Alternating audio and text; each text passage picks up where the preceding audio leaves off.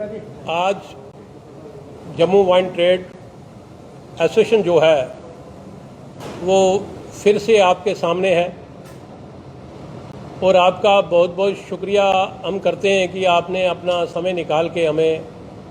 फिर से मौका रखने का एक मौका दिया अपने लोगों के आगे। पहले तो मैं सबसे पहले वेलकम करता हूं जो दिल्ली में माननीय प्रधानमंत्री और अमित शाह जी ने जो ऑल पार्टी मीट रखा है वहाँ पे रिगार्डिंग अवर यूटी, तो ये एक बड़ा अच्छा वेलकम स्टेप है और इससे ये है कि काफ़ी सारी जो मुश्किलें हैं वो होपफुली दूर होंगी। तो वाइन ट्रेड एसोसिएशन जो है ये लगातार अपने प्रोटेस्ट में रहा है कि जो हमारे साथ जो जुल्म हुआ वो सभी ने देखा और आज हम आपके माध्यम से एक बार फिर एलजी प्रशासन को ये रिक्वेस्ट करते हैं, गुहार लगाते हैं कि काइंडली हमारा जो लाइसेंस सिस्टम था जो एक बड़े स्मूथ वे से चल रहा था उसको दोबारा रिस्टोर किया जाए और साथ ही कुछ चीज़ें हमें कई चैनलों पे देखने को मिल रही हैं कि कुछ जो पॉलिटिकल पार्टी के जो स्पोक्स पर्सन हैं या कोई दिग्गज नेता हैं या कोई सोशल एक्टिविस्ट हैं जो वो कुछ उन्होंने कई जगह पे मैंने सुना एक दो जगह पे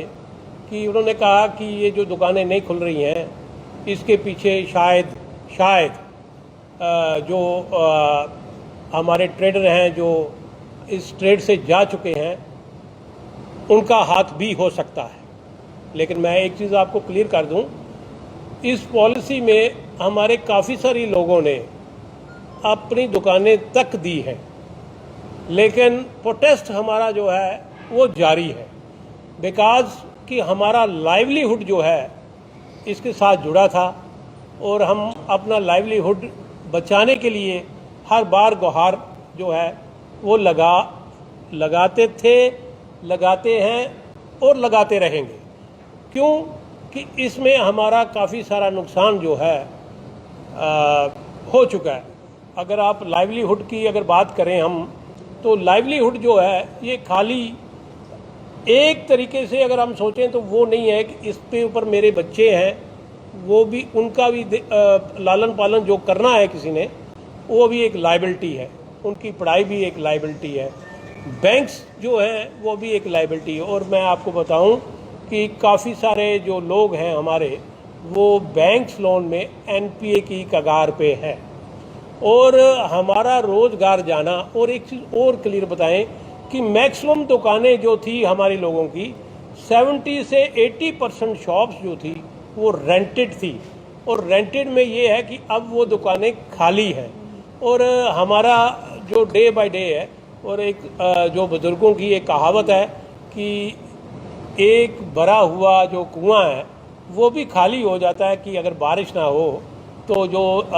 अपना वाटर लेवल होता है वो भी गिर जाता है। तो आप ये बड़ी अच्छी तरीके से समझ सकते हैं और मैं गवर्नमेंट को ये कहना चाहता हूँ कि भाई साहब हमारा जो रोज़गार है वो हमें प्राया मेहरबानी हमें वापस कर दीजिए क्योंकि हमारा सर्वाइवल जो है वो अब दिनों दिन जो है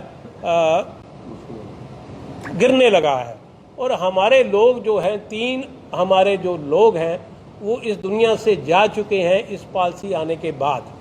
अगर हम कोविड की बात करें तो मैं भी एक कोविड का विक्टिम रहा हूँ, लेकिन उस वक्त ये पॉलिसी नहीं थी।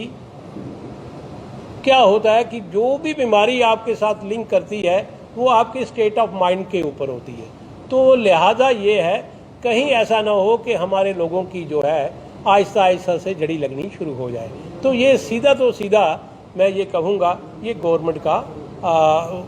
का ये फ़र्ज बनता है कि हमारे लोगों के जो रोटी रोज़ी है हमें वापस की जाए। आगे आपको दिग्विजय जी पूरी तरीके से देखिए, गवर्नमेंट ने जब ये एक्साइज पॉलिसी लाई थी तो उन्होंने उसमें एक्साइज पॉलिसी में मेन एम ये लिखा था कि हम इस वाइन ट्रेड के अंदर जो मोनोपोली है, जो माफिया सिस्टम है, उसको ख़त्म करना चाहते हैं। और ये सारी दुनिया जानती है कि हमारा जो ट्रेड चल रहा था, हर एक इंडिविजुअल लाइसेंस था, सबके पास एक एक लाइसेंस था। अब जो इन्होंने 228 की जो ऑक्शन की है, तो उसमें से 130 के करीब सिर्फ एक पार्टी जो यूपी से आई है, चड्डा ग्रुप है, उसको दी, उसने लाइसेंस ले लिए हैं। और एक पार्टी ने कोई 48 के करीब लाइसेंस ले लिए हैं। तो ये सारा ट्रेड जो है 228 लाइसेंसी से छीन कर सिर्फ 5 लोगों को दे दिया हुआ। तो ये एम जो रखा था इन्होंने मेन, कि हम भैया माफिया सिस्टम ख़त्म करना चाहते हैं, मोनोपोलाइज सिस्टम ख़त्म करना चाहते हैं, इस पॉलिसी ने उस सिस्टम को बढ़ावा दिया है। 224 लोगों की रोटी रोजी छीन के सिर्फ 5 लोगों के हवाले पूरा ट्रेड कर दिया है। उस वक्त ही हमने कहा था कि ये सिर्फ 223-24 लाइसेंसी की बात नहीं है, वाइन शॉप की बात नहीं है, पूरे ट्रेड की बात है। आज हमारा जो कई होलसेलर हैं, उनका ट्रेड भी अब बंद होने की कगार पे आ गया है। आपने सुना है गवर्नमेंट हर बार कह रही है कि 140 करोड़ रुपया मिला इस ऑक्शन से। ये गलत फिगर दिया जा रहा है। 100 से नीचे इनका रेवेन्यू मिला है, क्योंकि 140 करोड़ जो इन्होंने क्लेम किया, उसमें से कम 40 बिडर जो हैं वो अपनी बिड सरेंडर कर चुके हैं, उन्होंने पैसा जमा नहीं करवाया हुआ है। तो ये जो क्लेम करते हैं 140 करोड़, ये 140 करोड़ इस सरकार को नहीं मिला है। दूसरा,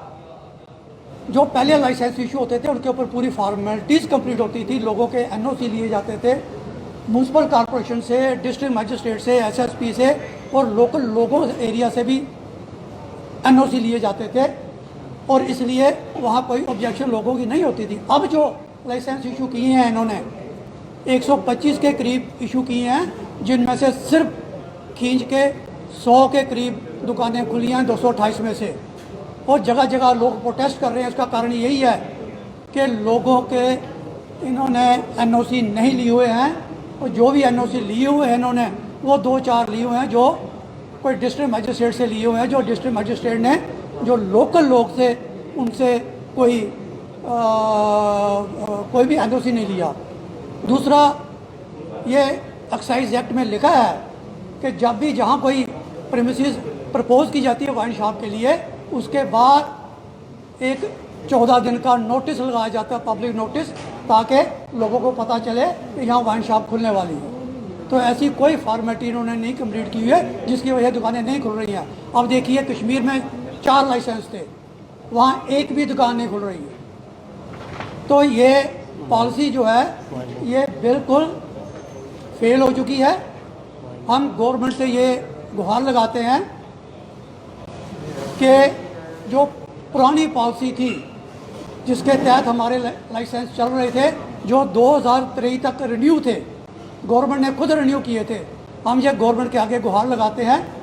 कि उस एक्साइज पॉलिसी को रिविजिट कीजिए, और जो हमारे जो पुराने लाइसेंस थे उनको दोबारा बहाल कीजिए, और ताकि ये जो 220 लोग जो बेरोज़गार हुए हैं उनको रोज़गार मिल सके। और जिस तरह से माइनिंग की पॉलिसी रिव्यू की है इन्होंने श्रीनगर में, हम चाहते हैं जम्मू में भी एक्साइज पॉलिसी, जो जम्मू कश्मीर की एक्साइज पॉलिसी है, उसको रिव्यू किया जाए, और हमारे लाइसेंस जो 2023 तक रिन्यू है उनको दोबारा रिकन्सिडर किया जाए। जैसा कि आपको